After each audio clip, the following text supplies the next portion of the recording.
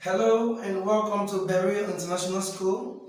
As I'll be introducing you to our online lessons, and this is going to be the very first lesson we'll be having for PHE, and this means Physical and Health Education. So this class is going to be for JSS 1, 2 and 3 students. This class is going to be for JSS 1, JSS 2 and JSS 3 students. Yes, and today is the 13th day in the month of July 2020.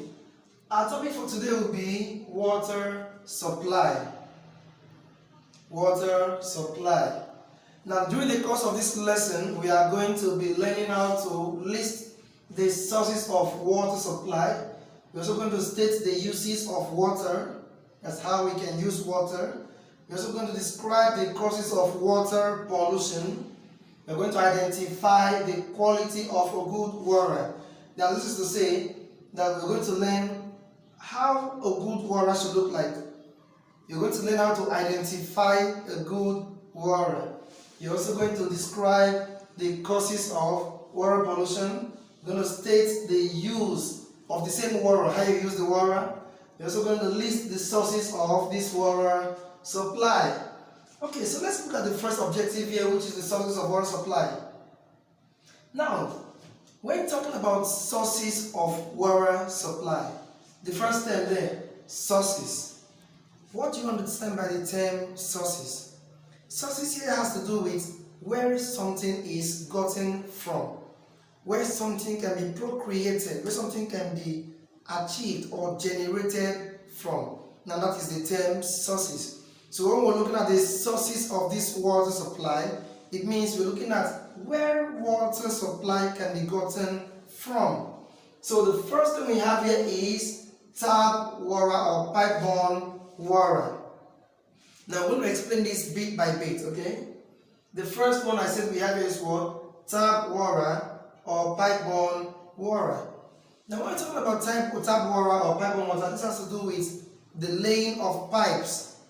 The laying of, used to be metal pipes, where you see some metal pipes being laid across, first in a particular environment where they have a larger tank or a bigger tank, and then pipes will not be laid across to the terrestrial habitats of men, or where in an environment where people do stay or live.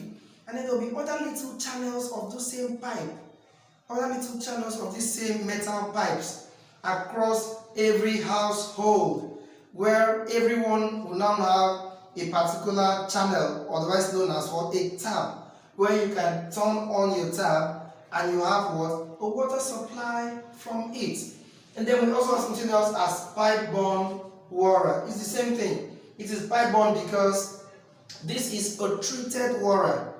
Don't forget, this water is treated from, let's say, the company or the main source, where it is being purified, or where it undergoes the purification state. I hope you understand that now.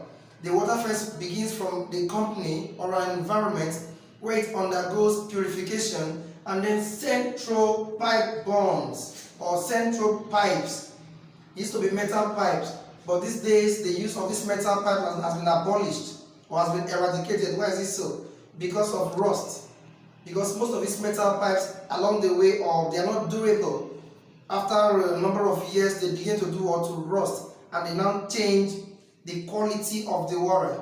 So that's about what? Tap water or pipe-borne water. Another source of the water supply is what? Surface water. Now this surface water has to do with what? Rain. When the rain falls and the water is now on the surface of the ground. When the water is now where? On the surface of the ground. This water comes from where? The rain. The main source is the rain. when it rains and the water now settles down on the surface of the ground. So example of this surface water here, you have the streams. You have the streams. Now I understand most of you would want to ask me, sir, but there are some streams that whether it is during the wet season or the rainy season or dry season, we still have water from that stream. That's because the water comes out from a rock or the water comes out from the ground. Just hold your peace, okay? We'll get to that part because some of them could be co-related, where you see that the surface water will be related or will be together with what underground water and spring water, etc. So for now, let's look at what the surface water. And we said one example of the surface water is what? The stream. We have the river or rivers, ponds, lakes, dams. This one is artificial river, don't forget. We have oceans. We have captured rainwater. This captured rainwater is what we also know as what? The reservoir. Now, how many of you have ever heard of the term reservoir? I know you wouldn't, or you may not, especially if you're from this other part of the country, say Cross River State. Here we hardly have reservoir, or you hardly find reservoirs in our environment because we have a greater level of rainfall here. And we also have where you can just dig the ground 12 to 13 posts to get underground water. But in other regions where they can hardly find water there, that's where you see something called a reservoir. You see people digging a pit, a big pit or hole. They plaster it or prepare it just like a well. And then they will now channel pipes or funnels through the roofs or through the roofing sheet. They'll channel funnels or pipes all into the reservoir. Let me give you a typical example. This is a house, okay? This is someone's house, okay? Now this is a house. This is the door.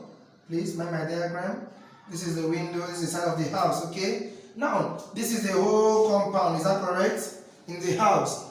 Now, when we're talking about captured rainwater or reservoir, this is where you see that the owner of this house will dig a big pit here or a big hole here, and then he's going to channel he's going to put channels, say a big pipe or a funnel, and channel it from here. All the rain that falls through the roof will enter the pipe and will all be channeled to this reservoir.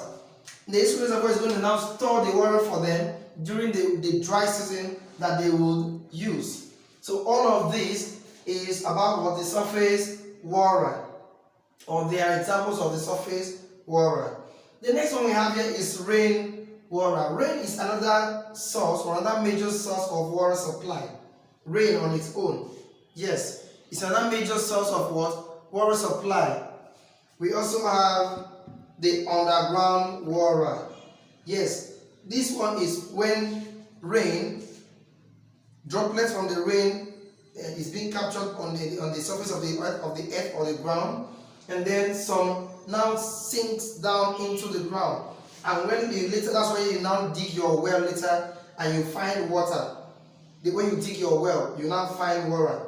That is what we understand by what? Underground water. Let us look at examples of underground water. We have spring water. Remember I told you before that you want to ask, sir, we have streams that you see water coming out, bubbling out, or water coming out from the rock. Why is it surface water?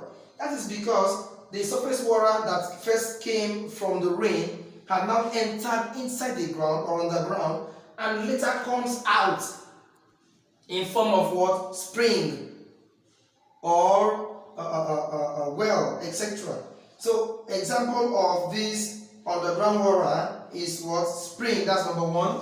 Number two, we also have here well, the one that most times we dig in our compound, in front of our compound or behind.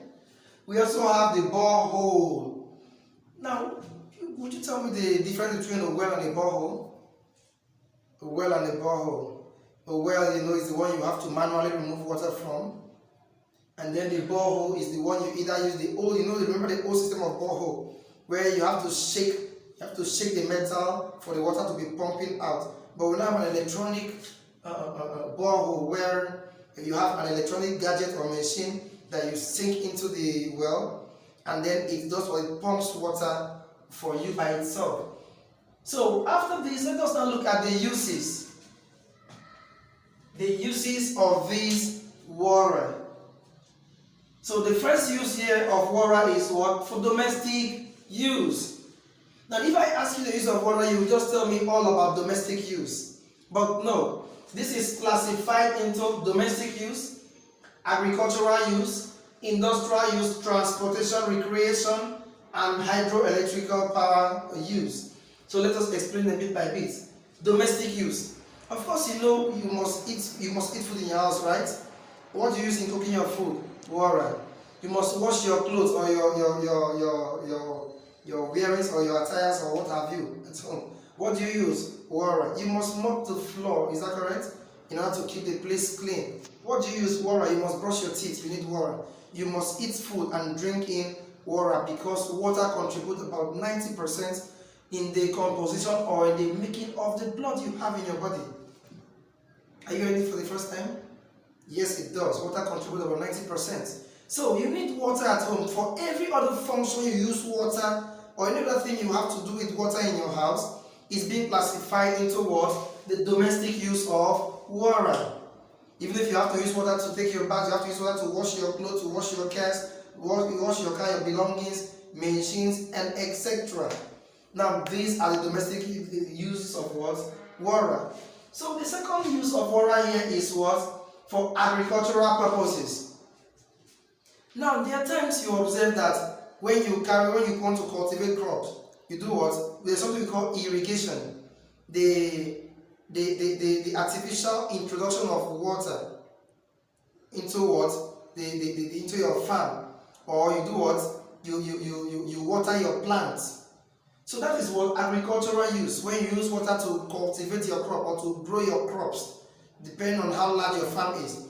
In most cases, when the farm is very large, you do what? There are other electronic gadgets that you can use to do what? To water your farm. So all of that is what? For agricultural purposes. Now when we're talking about farm, most times we talk only about crops.